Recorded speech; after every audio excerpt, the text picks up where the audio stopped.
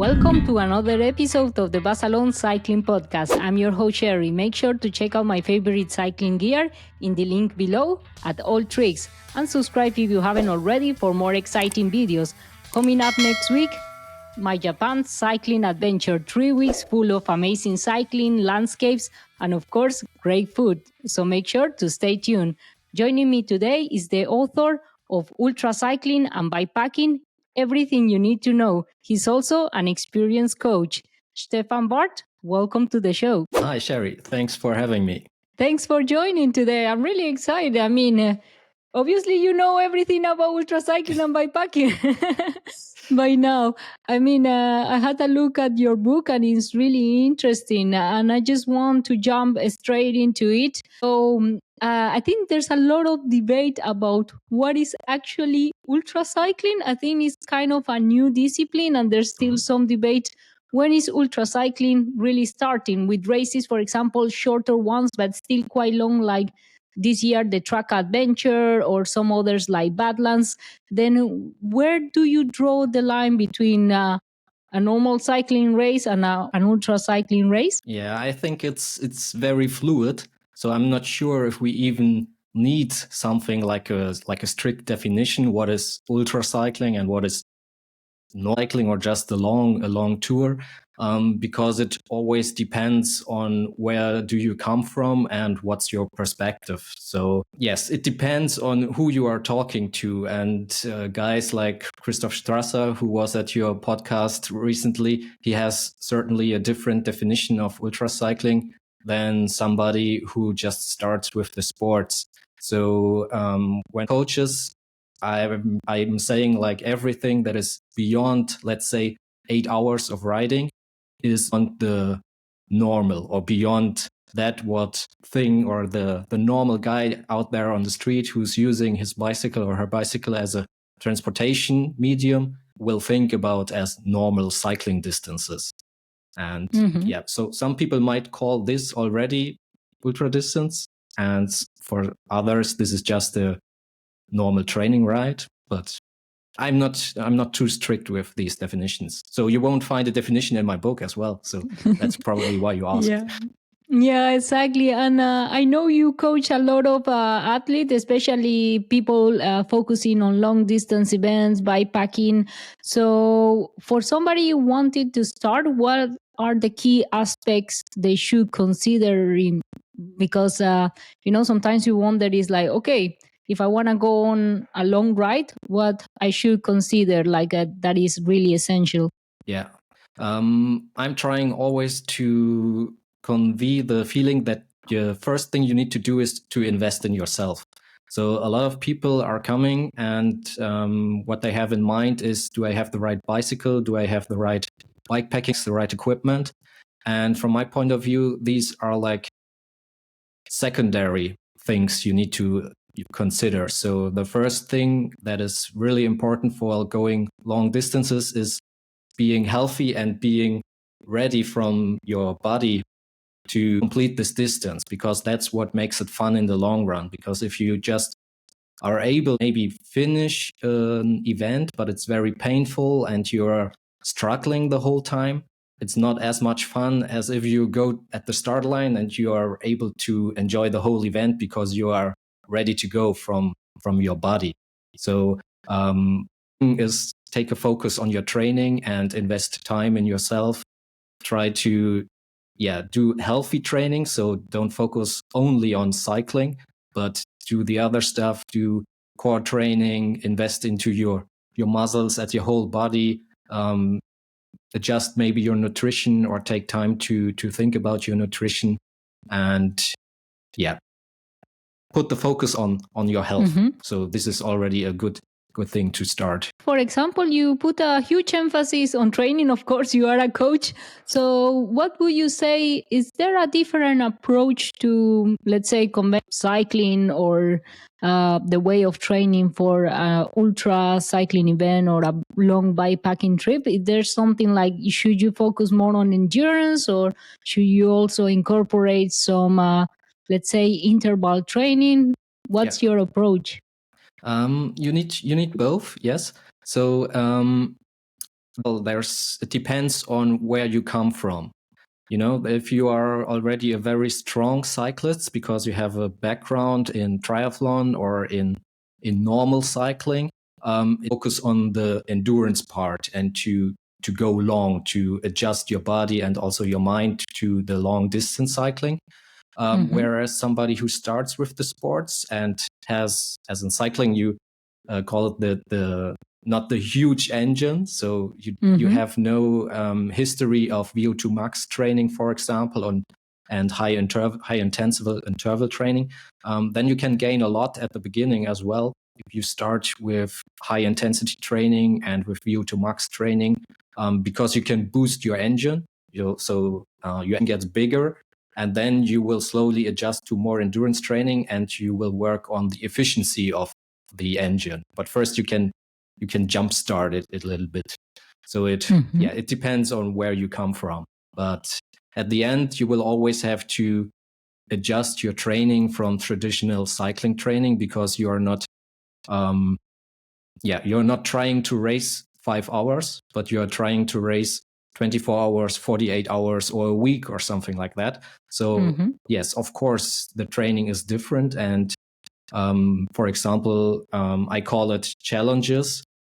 These are like training sessions that are very long and that are, from a scientific point of view, too long to boost your endurance. Because from a scientific point of view, people say it's about the maximum limit for one session is 6 or 7 hours, and afterwards you don't gain a lot of adaptations. But for ultra cycling, it's important to go beyond these 7 hours from time to time. And depending on your level of experience, this means, for example, for a beginner to ride 14 hours, for example, which is then maybe something like 300 kilometers, so way more than you will normally do. And for example, somebody like you who has a lot of experience and has finished TCR, for you, even a 14-hour ride would not be enough to really challenge your whole system. So for you, it would be something like going 24 hours to 48 hours in a normal training ride from time to time. So it's important to polarize and to have both kinds of training in your training plan. The sessions that are very good from a science point of view, but also these challenges that are more important for your mindset, to test your nutrition strategy, to test your equipment, and also to boost your body and to make it hard to endure long hours in the saddle, because at the end it's a hard thing just to endure. I think ultra cycling is a lot about not endurance, but really to endure the circumstances of ultra cycling. Yeah, indeed, there's a lot of challenges you have to face. But I really like in your book that you're not only focused on training on the bike, but also you talked about the importance of working on the passive structures or strength training. I mean, I'm realizing myself, like, even though I cycle a lot and I'm guilty of focusing on cycling only too much. And then I tend to have issues in my hands, in my back. And all of this comes basically because I'm not really flexible and I don't have the strength. So now I decided to put focus on some strength exercises, because you can also prevent injuries doing that. I mean, if you don't have the strength to support, let's say you go on the aerobars for multiple hours, then you can easily get issues during these ultra races. So how people could incorporate this, let's say, for example, how would you structure a week? Let's say I cycle 1 hour a day and I do 2 hours of strength training and maybe stretching every day. What will be your approach to also focus in these areas that are quite important? Yeah, so you said now 2 hours of stretching and strength training, and that would be a lot, actually. So for most people neglected this whole part until it's too late for the first time. So when they have back pain for the first time and they are really then they start thinking about incorporating these types of training. But 2 hours a week would actually be enough. So the importance is the regularity. So especially concerning stretching and flexibility, mobility training, it's not that much about putting in a lot of hours, but it's about regularity and consistency. So if you are doing like 5 to 10 minutes mobility training each day, this is enough actually. So this will sustain you for the whole season.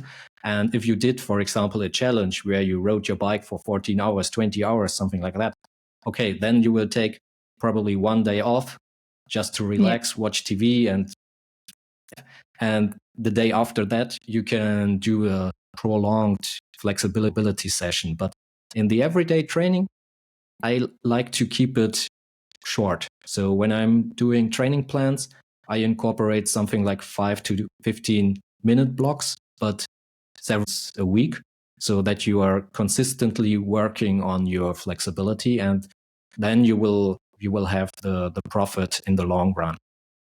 Yeah, exactly. Another aspect about that also relates to training and what you talk about these challenges, so you can train your nutrition strategy. That is really important.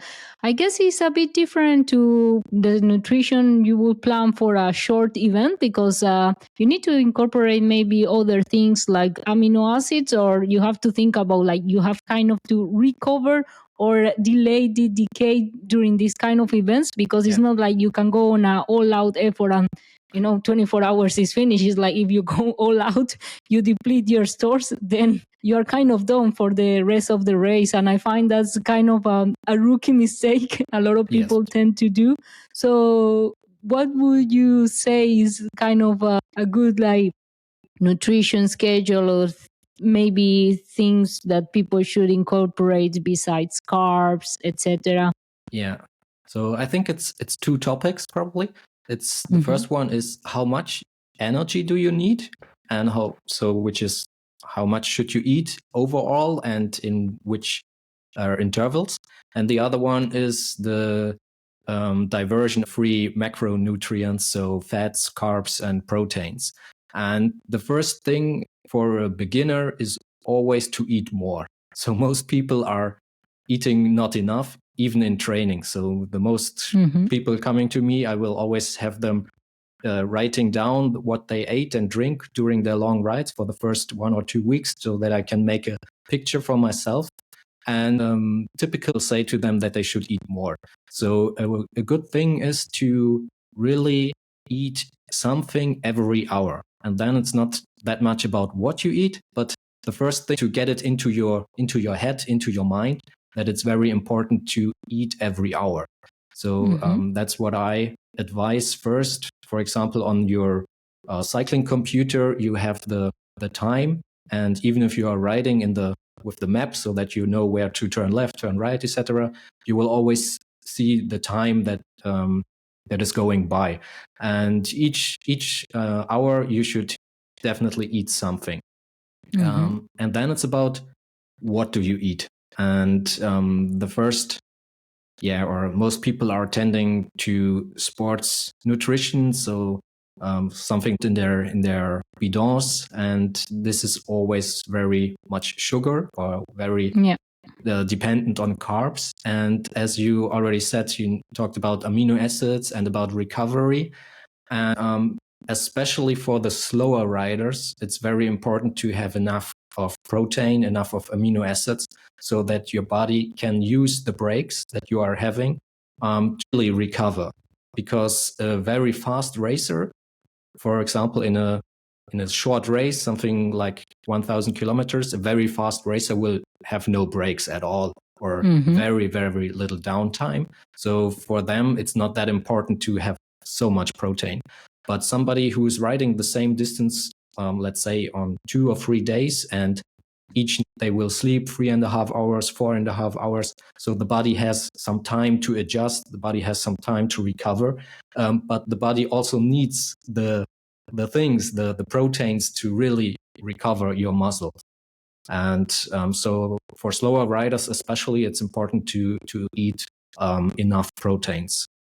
And I want to touch on what are the top secrets of ultra cyclists and bikepacking adventures. I mean, you talk with many of them for your book. What would you say is like something that really surprised you, or you thought, wow, that's incredible. I never thought about it. That's a difficult question. So I talked to, I think, 12 or 14 athletes. And in each interview, I had at least one thing that I was, okay, this is new to me. This is very, very interesting. And then I started to do these interviews when I was still writing the book. So I even adjusted the topics in the book to the interviews I had. So sometimes I had an interview partner. She's called Lael. She's a German triathlete, and she holds the free-time Ironman distance world record. So it's three Ironmans in a row, which is incredible.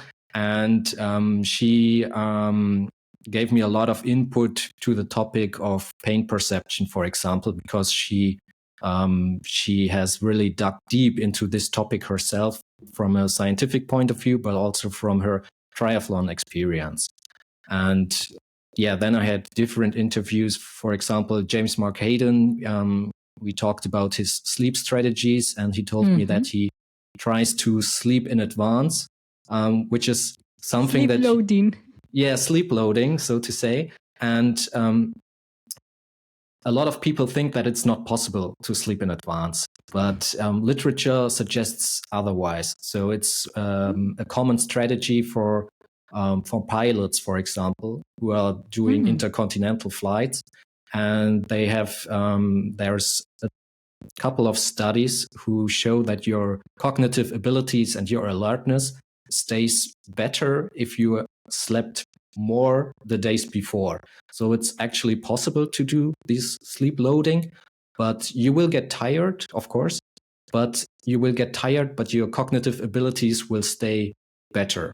And for example, I had this I already read the literature and I knew it is possible from a scientific point of view. And James Mark Hayden then delivered the proof of concept in ultra cycling, because he told me, I'm already doing this, because he felt that it's good for him, but he did not know that that there's a scientific background. And for example, Lael Wilcox, she told me about her riding without bib shorts, without Chamois. And without the chamois. I heard that also. And that was something that astonished me, because for me it would not be possible. But for her, for example, it's better it's better hygiene. So it's easier to keep everything clean. It's easier to keep your pants clean. They will dry out faster. So probably you will wash them more often on a long trip. And so this has advantages, maybe some disadvantages. And for her, the advantages overweigh. So this was very, very interesting for me to learn that from her.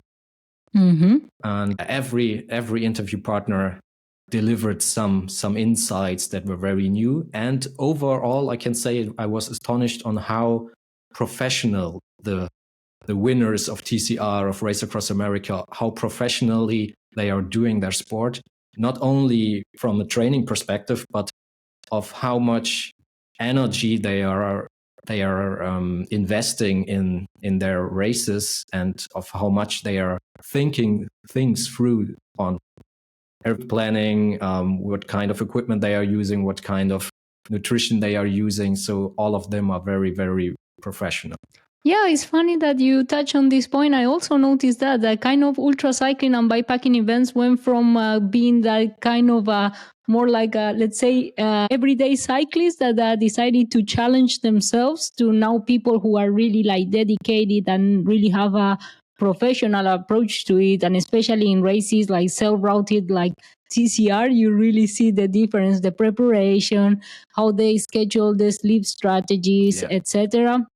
So I really like the point that you mentioned about James Hayden. I mean, I love his tips. I think he's one of the smartest racers, I think, because he says he's like, okay, I took that from him, like having gravel shoes for road, because like this I can walk quick in and out of supermarkets, or if there's a hike bike or a really steep climb, rather not destroy my muscles trying to go all out, trying to go up this hill, rather just walk it. And also what he mentioned about sleep quality. So there is also this debate, as I think, in bikepacking and ultra cycling, if people who sleep in hotels and people that sleep outside. So I think there's a romantic idea about adventure, about sleeping outside, and a lot of times much more convenient and you save time. But the sleep quality I find in my races when I sleep in a hotel is much better to have 3 hours in a hotel that I don't know, 4 or 5 hours outside. So it's really interesting to see, like, they really think about it when you talk to them. Or for example, Strasza, when we talk about consuming protein for recovery, he mentioned that he was buying tuna cans. You would think, how do I consume protein during races? I cannot sit down to have a steak because otherwise I will lose an hour. But if you buy like tuna cans in a supermarket and put it in a bread, that's really quick and easy. So it's really interesting to learn all these hacks from ultra racers and their different approach. Yeah, or for example, cheese is a very good option for your proteins as well. So you can buy a bulk of cheese, just chop it into a few pieces, and you can eat it very conveniently on your bike.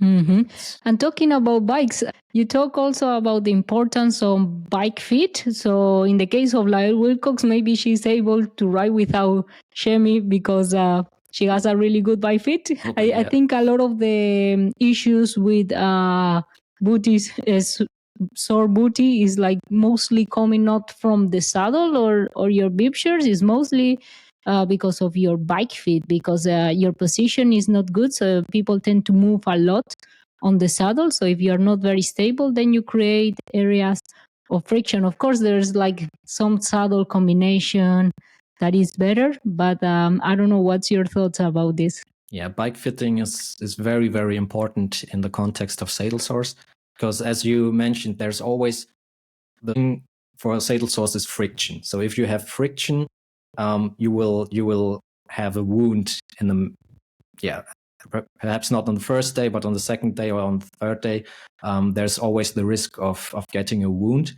But even if you are having a good bike fit and you are having good bib short and saddle combination, still people getting saddle sores because you always have pressure as well. So this is like the two reasons for saddle sores: friction and pressure. And friction is one thing that you can eliminate to 1% normally, with good equipment. But still you have this problem with the pressure, because you will decrease the blood flow in this area. And so the skin barrier will lose hydration over time, and the skin will get dry. As we know it from winter. During winter, a lot of people get very dry hands, and then the hand gets very dry and like small wounds. The same will happen at your buttocks during a long distance race. So one thing is to have a healthy skin barrier, and that's, for example, also something that Christoph Strasser is doing. He's like of his buttocks prior to the race. It's like interesting lotion for your face. It's not a bad idea to use lotion on your buttocks as well after a shower, for example. I mean, you don't want to start a race with already issues. So exactly, and that's one thing you can do about pressure, just to take care of your skin barrier and have a good condition of your skin barrier at the start line. Yeah, exactly. And one thing, if you had to give 10 advice to people wanting to get into long distance cycling, what would it be? 10 key aspects, short and sweet. 10 key aspects. Okay. First thing, invest in yourself before you invest in equipment. Second thing, have realistic expectations, probably. So I think that's very important to build up over time.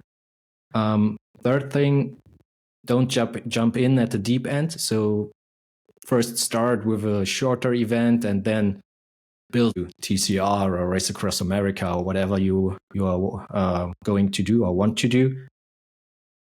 Ultra cycling is about nutrition, so you have to train your nutrition as well as you have to train your body to be able to consume these amounts of energy, these amounts of carbs that you will need to eat during a really long ultra cycling event. Make your passive structures, because it's just fun if you are endured and if you are not in pain. Yeah. Probably that's number 6 then. Have fun. Fun is that's very important. Yeah, and that's what drives you to the start line in the first place. And then it's important not to lose the fun with each race, because in every race you will have moments that are not fun at all, and you will be crying or you will regret that you participated in the first place. So it's always important to look back on the races and see the fun in it and enjoy it during the race as well. 3 more. 3 more. Yeah, I lost count already. Ability, that's something probably from my point of view as a coach, I'm overestimating it. But I'm putting the focus on health. So it's to stress this point here so that your listeners and viewers are aware of it, that it's important. I'm not sure. Really, the most important thing is to be ready for a race, to be able to enjoy it. Well, I will add the 10th one. Test your equipment setup and strategies. As you said, with the challenges, that's really important, just to get used to your routines, getting in quick in and out of a supermarket or eating on the bike, or where did you store your tools, etc. Because you think, I will remember where did I put my pump, and then you're on the race getting all the things out of your bags, and you are like, oh my God, I forgot my pump, but it's actually on another compartment. So I think getting used to the routines, like as you will do in a race, is really important. Yes, it's about experience. You will need to gain experience to be a good long distance cyclist, I think. And I mean, you don't see a lot of 18-year-old long distance cyclists that are winning races. So exactly. It's about experience. Exactly. For our listeners, I have your book here. Really amazing. So make sure to check it out. I will leave a link in the description. It's really interesting. And you also got some pictures about exercises, as you mentioned, like for flexibility, for strength. So I found that really useful. So I really encourage our listeners to check it out. And thank you so much for joining us today. Yeah, thank you for having me, Sherry. It was nice to talk with you. Thanks for joining us. If you enjoyed this video, make sure to subscribe and like on YouTube. And if you're listening in Apple Podcasts and Spotify, make sure to rate the show. And if you want to support the channel, you can use any of the links below. You can get amazing discounts. And also a small commission will go to me to keep the channel running. Thanks for listening. Until the next episode.